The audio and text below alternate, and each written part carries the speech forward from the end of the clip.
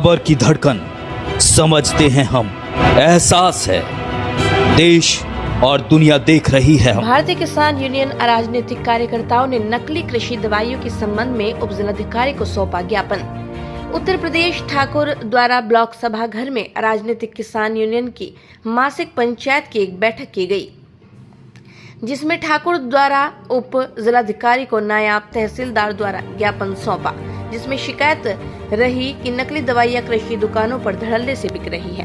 नकली दवाइयां जिस पर तुरंत रोक लगाए जाने के संबंध में व किसान का गेहूं, चावल, गन्ना सस्ते दामों में खरीदकर बड़े उचित दामों में बेचा जाता है। इस देश का अन्नदाता किसान कभी सूखे के कारण, कभी भारी बारिश तबाही के कारण फसल बर्बाद तो किसान भी बर्बाद हो जाता है।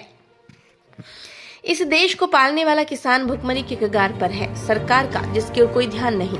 इस दौरान मौजूद अखिलेश, चंद, अंजुम, जहां दर्शन, लाल जहांगीर, सैफी, घनश्याम, बलराम सिंह, रीना देवी, सत्यपाल आदि मौजूद रहे। जनपद मुरादाबाद तहसील ठाकुरद्वारा से ब्यूरो चीफ सफदर अली की रिपोर्ट। सर क्या कहना चाहेंगे, आज जैसे मीटिंग हुई आज? ये हमारी मासिक पंचायत होती है जी, हर माह की 7 तारीख को जी। लेकिन वाल्मीकि जयंती की गजटेड छुट्टी दी, इसलिए हमने आज 8 तारीख को की।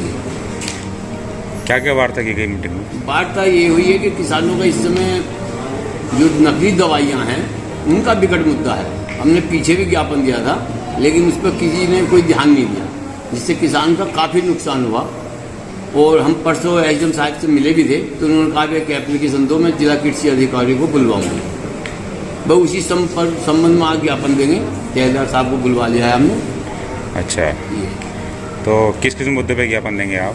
बस आज तो सिर्फ दवाइयों के उस पर देंगे और किसी उसका नहीं अच्छा, ज्ञापन देंगे। ठीक है। जो कुछ बात डायरेक्टली है तो वो एसओ साहब से मिल करके कल को बताएंगे।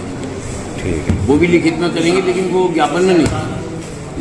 सर देश देख रहा है, आपको बता दीजिए आप अपने पद के बारे में, अपने बारे में। मैं मास्टर बलराम सिंह चौहान, तहसील अध्यक्ष, भारतीय किसान यूनियन राजनीतिक ठाकुर। सर क्या कहना चाहेंगे, आज इस मीटिंग में बैठे हैं आप? हम किसान यूनियन राजनीतिक से हैं। हम दर्शनलाल राजपूत ठाकुर द्वारा के जिलाध्यक्ष हैं यूनियन के। हमारी समस्या ये है कि जैसे हम धान तोल में डालते हैं तो उसमें तो कंपेनों को धान गीले जाता है, तो वो तो धान लेते नहीं। वो समस्या मंडी की आ जाती है, जैसे कि 2400 का रेट चल रहा है और हमारा धान 1700 का लेके और तब भी उसको वापस कर देते हैं। 1500, 1600, 1700 का रेट चल रहा है धानों का। वो लालाजी खरीदते हैं हमारा धान। सरकार इन चीज़ों को ध्यान देना चाहिए, क्योंकि किसान लुट रहा है। अगर किसान ऐसे ही लुटता रहा तो बताओ किसानी कौन करेगा, और क्या फिर आप चावल खाओगे या उसमें आप गेहूँ पैदा हम कैसे करेंगे बताओ। किसान जो है नुकसान में जाता जा रहा है।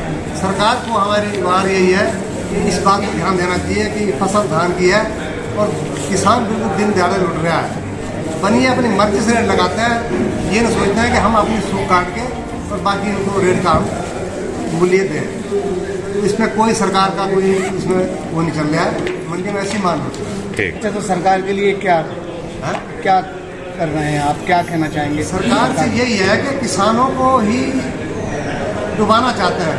जिसका रेट हमारा हमें लगाना चाहिए था, मगर उसका रेट नाला या सरकार लगाती है। चलो सरकार लगाती है, उसमें राजी हैं, मगर उसे कम तो ना करें।